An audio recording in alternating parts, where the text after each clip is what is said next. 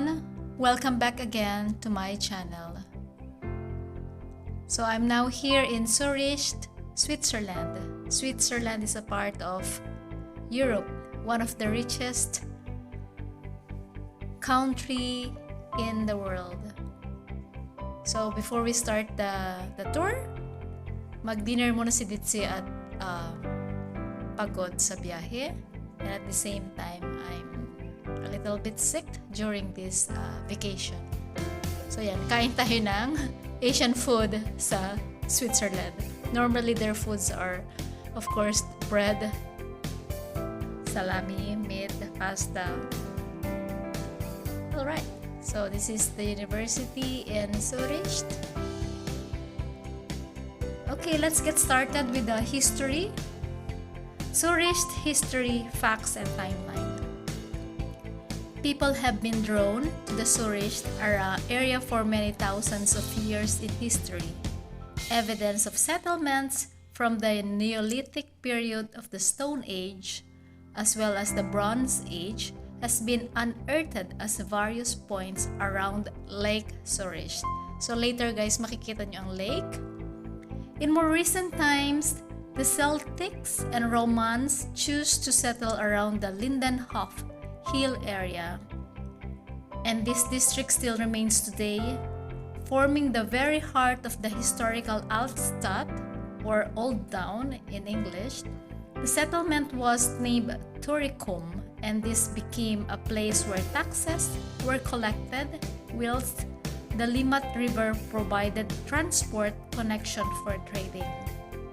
So later you will see the lake. Ito yung ginagamit nila for trading.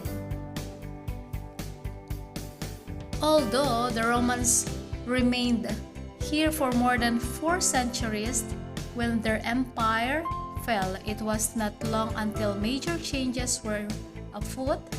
The Germanic Alemanni people soon up home here, making use of the former Roman fortifications and enjoying the organized infrastructure and buildings that had been left behind. Okay, why is Switzerland one of the richest country in the world? So bakit nga ba ang Switzerland ay mayaman? So Swiss franc is the strongest currency of the last 50 years. So yan ang according to the history. And there's a saying or a story that because there are a lot of wealthy people who come to live in Switzerland after earning the richest to benefit from Switzerland's unique tax benefits. So Switzerland has established itself as a banking superpower in the world. That's also the reasons it didn't participate in the world's war. It didn't focus on military power, it focused on economic power. So people put their monies in Switzerland. So that's why Switzerland becomes the richest or one of the richest country in the world. Yeah, the answer to this question is simple, sabi ng iba, although the majority of people will answer something totally unrelated to it, mixing the consequences of the richness with its causes. So of course it changed. Sometimes it becomes exaggerated. Sometimes they don't really tell the truth. So this seems to be an illness of the modern world where things seems to be upside down and causes and consequences are confused.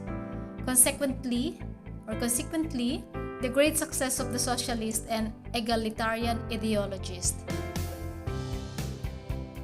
Normally, people think that the welfare state in Switzerland is responsible for the richness of the country, arguing that the other countries like the Africans would enjoy similar prosperity if they had similar welfare states.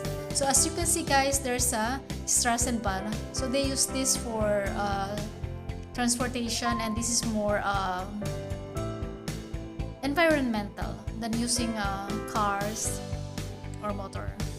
Okay, let's continue. The reality is just the opposite. Switzerland has rich and generous welfare state because the country is rich. In other words, because there is a capital to share. So if the welfare state and the social policies were the cause of the prosperity, then the Soviet Union, North Korea, Ethiopia, or Albania in communist times, Cuba or Venezuela would be the most prosperous and rich countries in the world. After all, no other place has so many welfare policies as a communist country supposedly. So the problem with those communist or communistic societies and with everything that is too social is that they never were rich in the first place, let alone the richest societies on earth. For instance, the immigrants of communist Vietnam never thought of going to China or Cuba but to Australia or to the USA.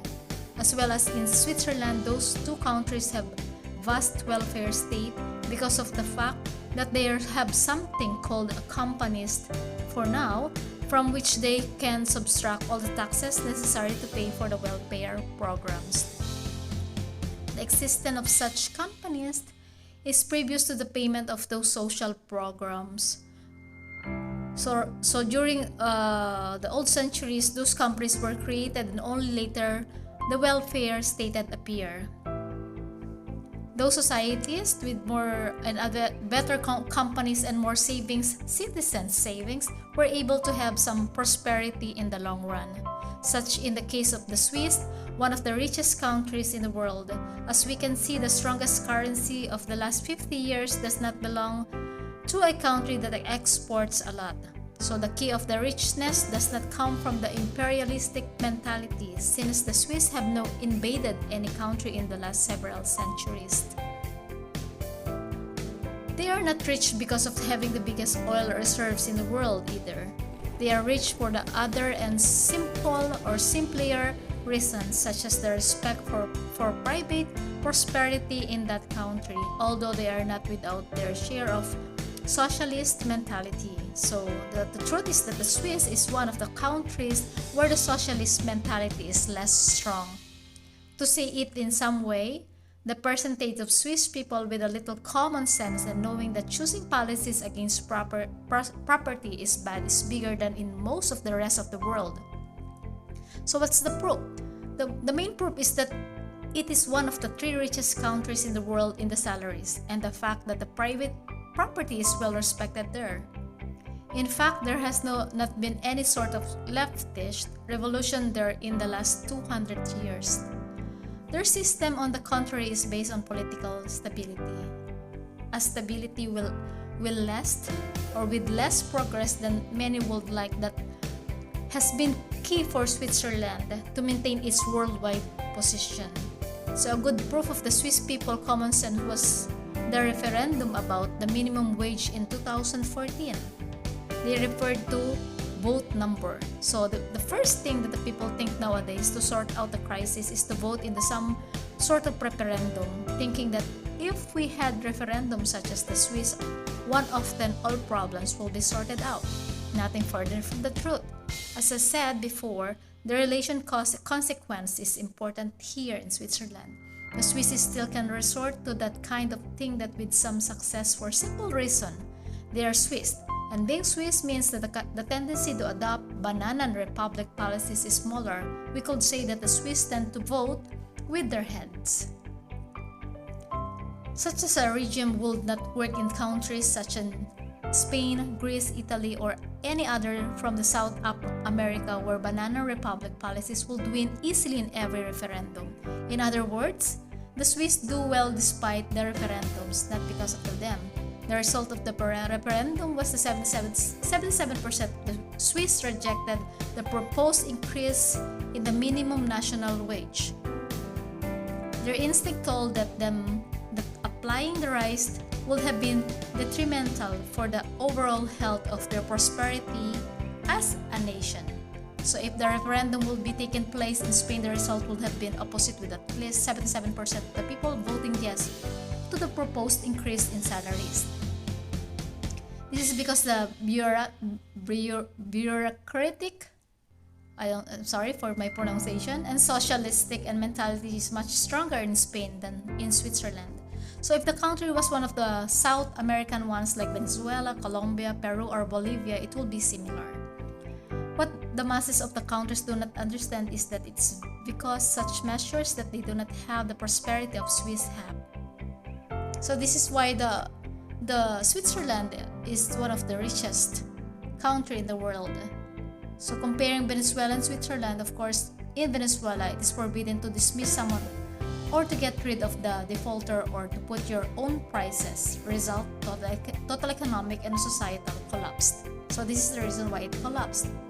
In Switzerland, in the contrary, you can do all that and quite easily. Result, one of the richest country in the world for 2,000 years. So this is the main reason, guys. So in the other world, in Switzerland, where there is no dismissal cost, there is almost unemployment and there are big salaries. And in Switzerland, where it's forbidden to dismiss someone, to the unemployment rate is quite high, but the salaries are low. Okay, I hope you enjoyed watching and hearing the history of Zurich, Switzerland, and I hope that I'll see you again on my next content on my next blog. Thank you so much, guys, and stay connected. God bless all, and I'll see you again. Thank you so much, guys. Ciao, sarang he, ishtibitish, ashiteru, mahal kita. I love you all, guys. Thank you. Bye-bye.